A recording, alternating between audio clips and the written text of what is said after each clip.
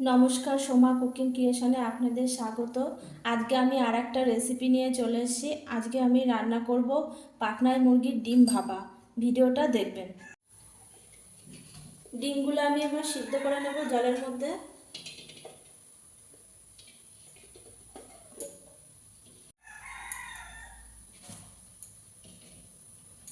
ডিম সিদ্ধর মধ্যে একটু লবণ দিয়ে সিদ্ধ করে নেব জলের মধ্যে। ডিমটা সিদ্ধ হয়ে গেছে, নামিয়ে ঠান্ডা করে ডিমটা ছাড়িয়ে নেব। ডিমগুলো আমি সিদ্ধ করে ছাড়িয়ে নিয়েছি। এগুলো আজকের ডিম, ওই জন্য খোসাগুলো ভালোভাবে ওঠেনি। আমাদের বাড়ির মুরগির ডিম এগুলো। এবারে এই ডিমগুলোতে একটুখানি করে কেটে কেটে নেব, খুন্তিতে একটুখানি কেটে কেটে নেব, তাহলে মশলাগুলো ভালোভাবে এর মধ্যে ঢুকে যাবে।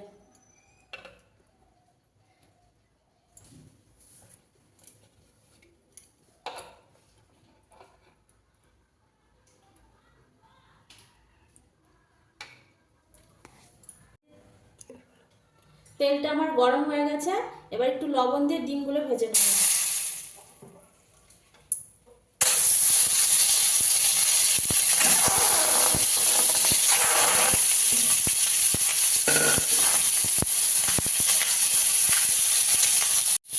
ডিমগুলো একটু ভেজে নিয়েছি, এবার নামিয়ে নেব ডিমগুলো। গ্যাসটা বন্ধ করে নিয়েছি, আর এই কড়াইটার মধ্যেই আমি ডিম ভাপাটা করব। এখানে আমি সর্ষে ছেঁকে রেখেছি, এই সর্ষেটা ছেঁকে নিয়ে এই কড়াইয়ের মধ্যে দেবো মশলাগুলো সব।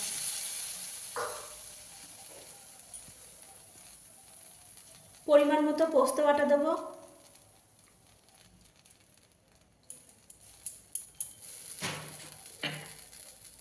পরিমাণ মতো কাঁচা লঙ্কা বাটা দেবো,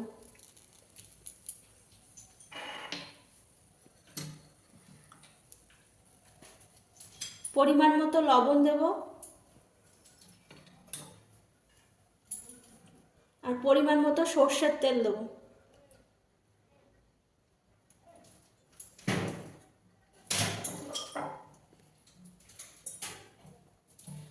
কয়েকটা চেরা কাঁচা লঙ্কা দেবো।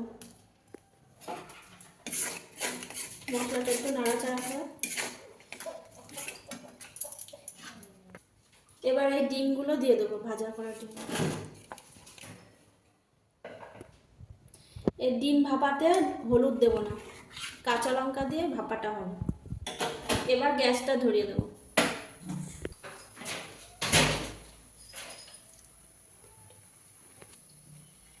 আর এই মশলার বাটি ধোয়া জলটুকু দিয়ে দেবো। এবার এবার ঢাকা দেবো, ঢাকা দিয়ে ফুটিয়ে নেবো।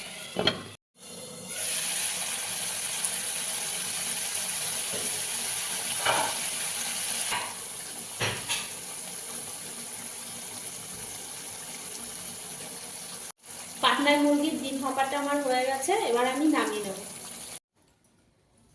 ডিম ভাপাটা আমি নামিয়ে নিয়েছি। আর এইভাবে পাটনায় মুরগির ডিম ভাপা রান্না করে খেয়ে দেখবেন, ভালো লাগবে। ভালো লাগলে পাশে থাকবেন।